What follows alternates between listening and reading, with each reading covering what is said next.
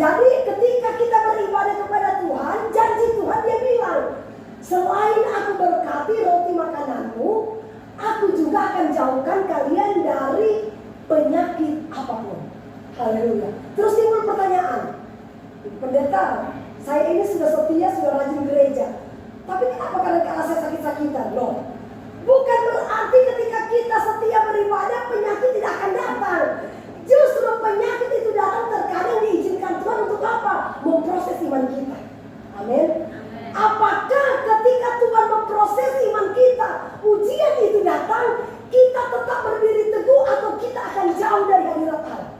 Tetapi saudara, ketika ujian itu datang, kita tetap berdiri teguh, maka saya percaya saudara, itu artinya kita memiliki iman, bukan iman gampangan. Saudara, setiap daerah itu punya tradisi masing-masing.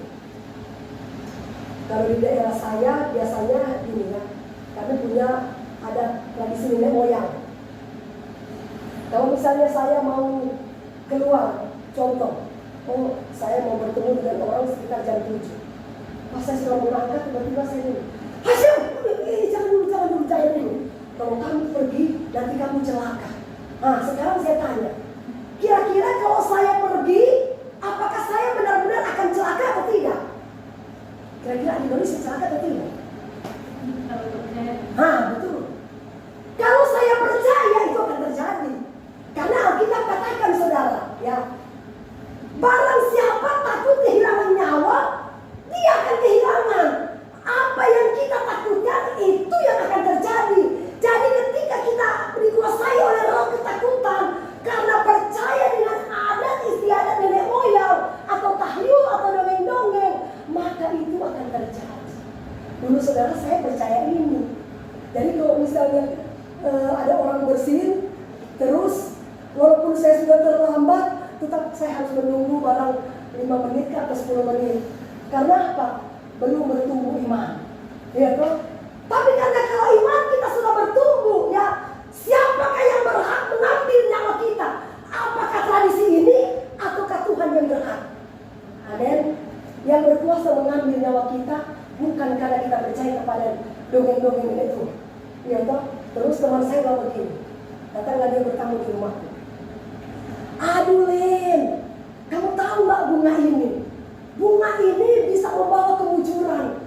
Jadi bagus kamu tanam bunga ini. Saya bilang, nggak ada di Alkitab tulis begini. Bunga ini membawa kemujuran. Ya kan? Firman Tuhan katakan, orang yang suka damai pembawa kemujuran. Amin. Itu Alkitab yang katakan, bukan bunga. Itu kan ada tradisi. Terus saya gunting rambut. Cek. Men, kalau gunting rambut, taruh di bawah pohon pisangnya. Loh, kenapa? Supaya rambutku cepat panjang. Saya bilang nggak ada tertulis di Alkitab. Potong rambut, taruh di bawah pohon pisang maka cepat panjang. Kan nggak tertulis. Ya toh, kecuali ada tertulis di Alkitab baru kita percaya. Ya, kecuali mungkin begini.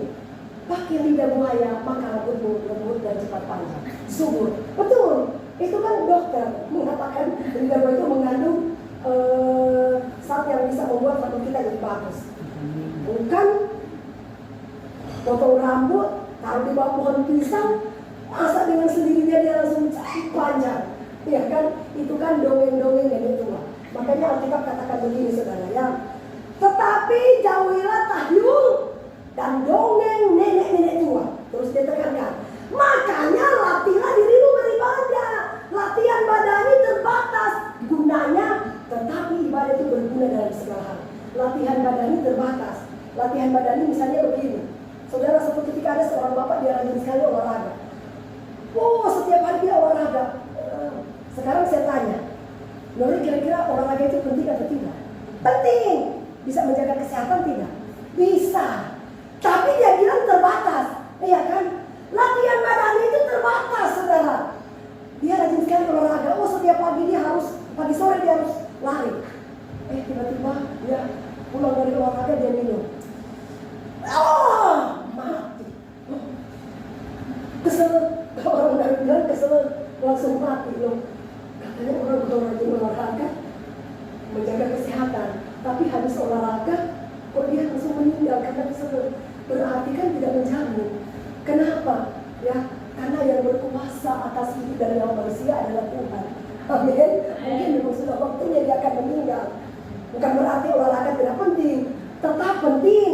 Tetapi Tuhan bilang terbatas. Latihan badani itu terbatas. Dia bilang tetapi ibadah itu mengandung janji. Ya, janji apa? Janji berkat, janji kesehatan, janji apa saja Tuhan akan janjikan bagi kita kepada orang-orang yang setia beribadah kepada Tuhan.